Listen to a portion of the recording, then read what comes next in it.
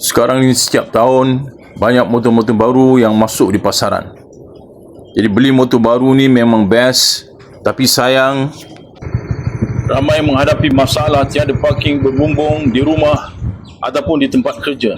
Ini menyebabkan motosikal kita berpanas dan berhujan sepanjang hari dan akhirnya merosakkan motosikal kita. Apa khabar semua?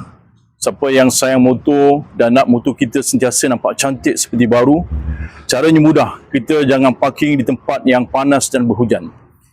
Tapi masalahnya bukan semua tempat ada sediakan parking berbumbung.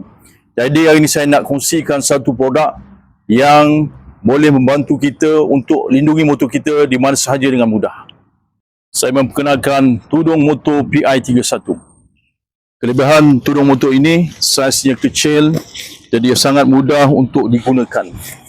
Hanya perlu letakkan macam ni dan sangkutkan di bahagian hadapan. Disebabkan saiz tudung motor ini sangat kecil, jadi ia sangat mudah untuk digunakan. Mudah untuk dipasang dan juga mudah untuk disimpan. Tudung ini dibuat dengan menggunakan kanvas yang tebal tetapi lembut. Jadi ia amat mudah untuk dilipat. Jadi dengan saiz yang kecil, tudung motor ini mudah untuk kita bawa ke mana sahaja. Jadi untuk perlindungan yang lebih optimum, kita boleh juga padankan tudung motor ini dengan penutup seat motor PI31. Sangat mudah untuk digunakan, hanya perlu letak, sangkutkan di bahagian kiri dan kanan dan juga di bahagian belakang.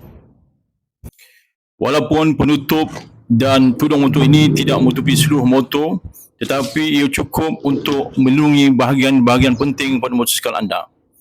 Jadi sebabkan ia sangat mudah untuk digunakan, maka produk ini sangat sesuai untuk kita gunakan di tempat kerja, di parking-parking umum ataupun ketika kita ride. Jadi bagi siapa yang sayangkan motor dan nak motosikal kita sentiasa nampak baru walaupun dah lama digunakan, kita boleh gunakan produk ini untuk lindungi motor kita di mana saja. Jadi siapa yang berminat boleh hubungi saya atau layari laman web simodmotor.com.